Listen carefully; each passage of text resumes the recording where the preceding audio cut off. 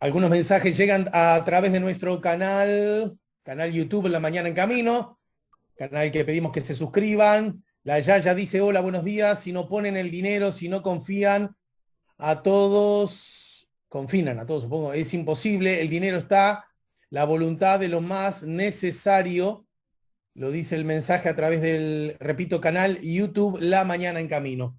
Algunos mensajes también llegan a través del 099-894-987. A ver, este dice, Juan Raúl conoce bien a Argentina, quizás pueda aclarar por qué en marzo del 2020 se intentó cerrar. Es verdad que no tenía el Ministerio de Salud, solo había una subsecretaría abandonada por 4 años en el Ministerio de Desarrollo Social. Si podés preguntar al ingeniero Parra qué sabe de la nueva generación de drones, qué autonomía tiene en inteligencia artificial. Creo que algo de eso intenta preguntar Omar. Sí, sobre este tema, los drones. Vamos a conversar en un rato nada más con Sebastián García Parra. Hola Juan Raúl, querido, buen día, bienvenido. Buen día, un gran gusto estar como todos los miércoles, Alejandro. Está un poquito entrecortado, ahí salió tu saludo un poquito entrecortado, pero no me doy cuenta si es mía la insuficiencia. Me A ver parece que no. ahora. Bueno, parece que ahora está, parece que estamos bien ahora. A ver. Bueno, estaba diciendo, buen día y un gran gusto estar nuevamente como todos los miércoles. Bien, bien. En todo caso, Juan Raúl, yo comentaba más temprano, incluso por charlas que tuvimos antes, que bueno que se viene una visita de la vicepresidenta de Estados Unidos a México, con lo política y simbólicamente importante que ello implica. Se vienen las elecciones en el Perú. Los candidatos son la candidata Fujimori, la hija del ex dictador, y también el candidato ¿cómo se llama? Castillo, ¿no? Castillo. Castillo contra Keiko Fujimori. Exactamente.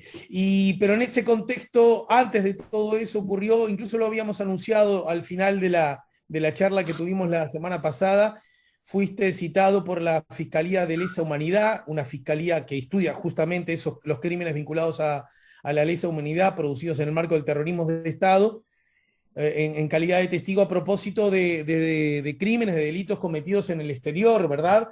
Bueno, la verdad que siento que haríamos muy mal, teniéndote a vos todas las semanas, que no nos contaras en qué consistió esa instancia, qué características tuvo, qué lectura podés hacer para compartir con nosotros. Bueno, en primer lugar, yo es la primera vez que voy a la Fiscalía, porque si bien he declarado en prácticamente, y creo que sin prácticamente, todas las causas de delitos de lesa humanidad cometidos en el exterior, no existía la Fiscalía Especializada.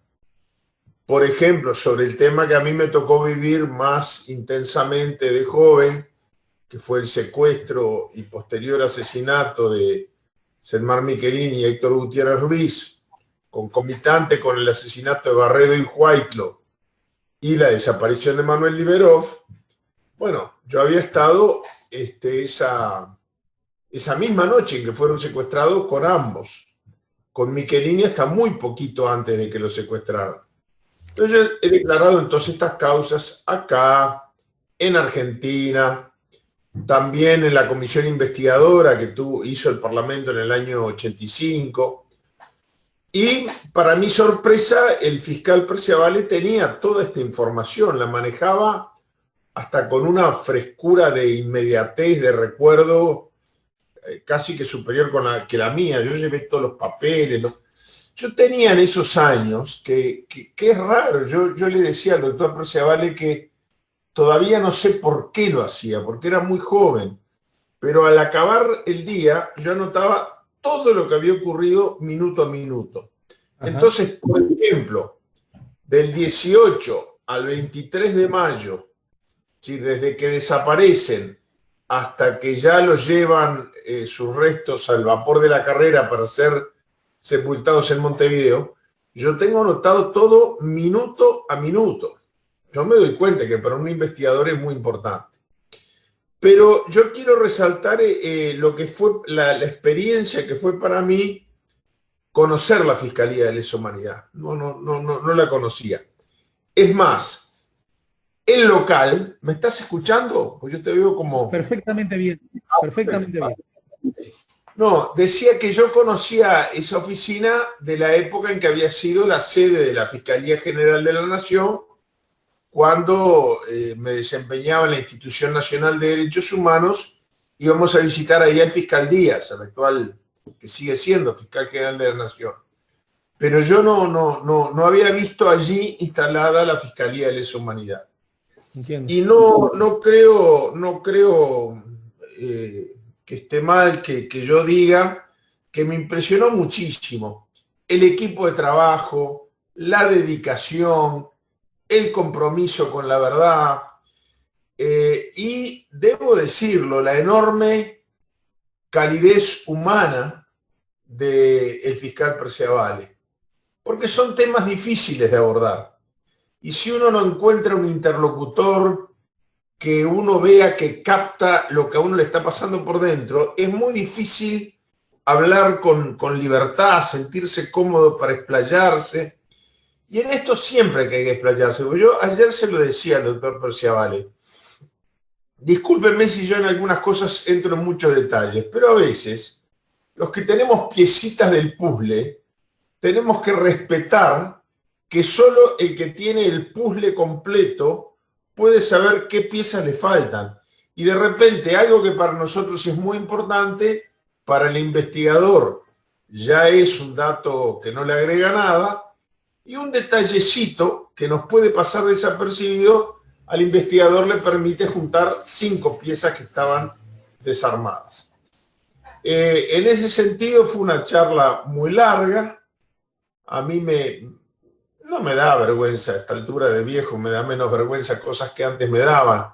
No me da vergüenza decir que anímicamente fue un cimbronazo, porque más allá de todo el esfuerzo exitoso del fiscal en hacerme sentir muy cómodo, y bueno, yo tenía 22 años y ahora tengo 68, entonces era como caminar por el túnel del tiempo y empezar a revivir los momentos más difíciles de mi vida, sin lugar a duda. También... Sí. Discúlpame porque necesito hacerte una interrupción para que la gente no quede afuera.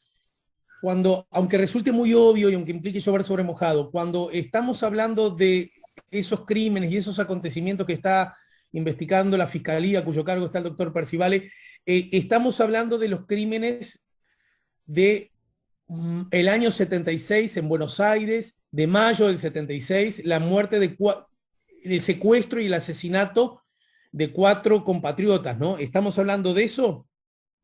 Esta es la causa que él está investigando y en torno a la cual me cita. Para mi sorpresa, también le interesaban muchos hechos posteriores, porque, repito, hay piezas del puzzle que de repente para uno son irrelevantes. Por ejemplo, toda la documentación que yo tengo desclasificada en Estados Unidos, sobre la estructura del Plan Cóndor, cómo funcionaban y cómo participaban los distintos estados en la misma, bueno, son datos que a él le interesaban mucho, mucho, porque le permitían ver en qué medida estos crímenes podían encajarse dentro, por fuera, o un poco por dentro y un poco por fuera del Plan Cóndor. Exacto. También vi un interés muy grande de parte del señor fiscal en encontrar todos los lazos de unión que puedan haber tenido el caso de Liberós, del cual tan poco se ha sabido.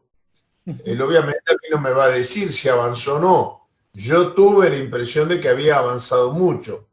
Pero bueno, otra cosa que a mí me llamó la atención, acá no violo ninguna reserva de lo que fue la presentación formal.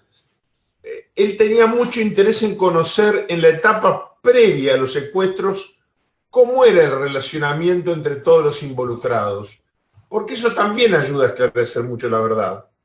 Yo la verdad es que, por ejemplo, no lo había pensado, pero el hecho de que el doctor Liberós por ejemplo, fuera concurrente a las ruedas aquellas que organizaba mi viejo en el Café Tortoni, que lo hubiera visitado en la oficina que una prominente actriz argentina, por aquel entonces casada con un uruguayo, Telma Viral, les prestó a mi padre en la calle Córdoba, esquina Pellegrini.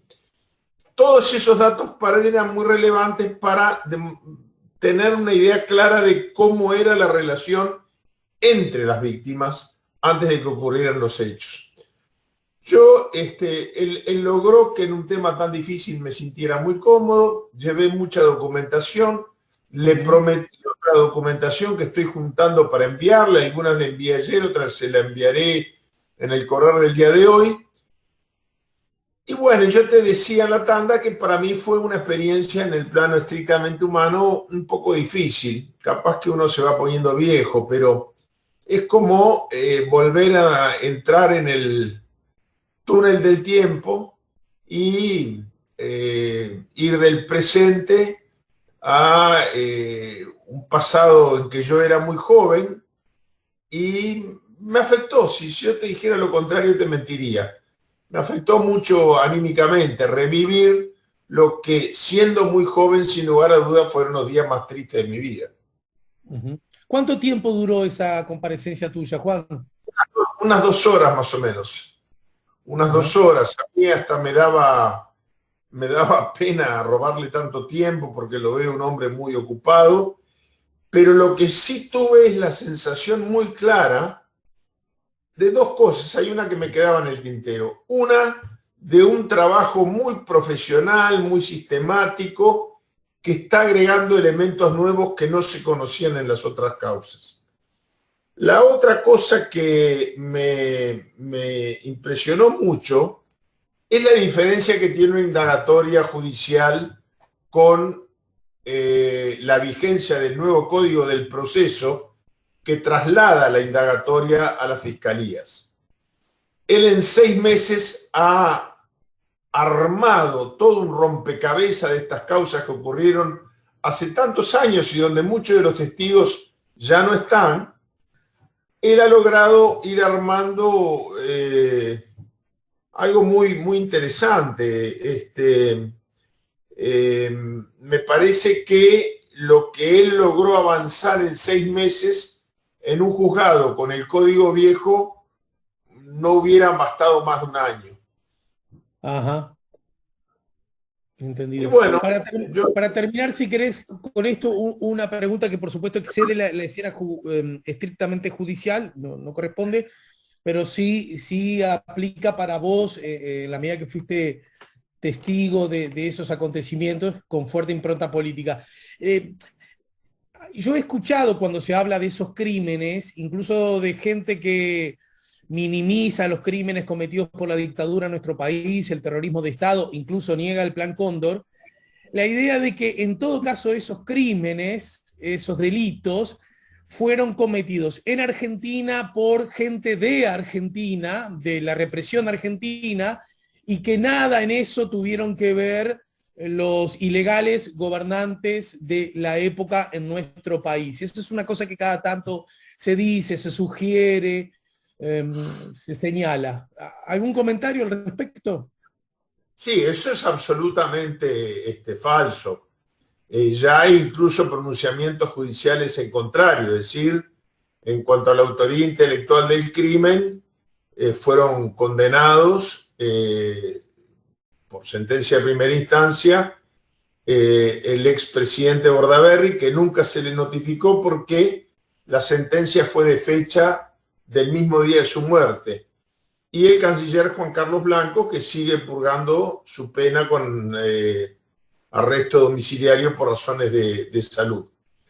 De hecho, hay lo que antes nosotros conocíamos por relatos de la época, ahora existen los documentos. En el último libro que yo saqué con Viñolo, el famoso documento donde el Ministerio de Relaciones Exteriores del Uruguay, con la firma del ministro, pide a el Ministerio de Relaciones Exteriores de la Argentina que avise no solamente que cancele sus pasaportes, que ya era muy grave la situación que se vivía en Argentina, sino que avise a las fuerzas de seguridad, especialmente a la Policía Federal, que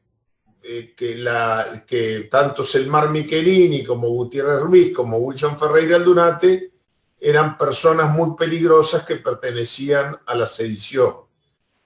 Bueno, decir que alguien es sedicioso y además impedirle salir de la Argentina en un momento como el que se vivía era una sentencia de muerte.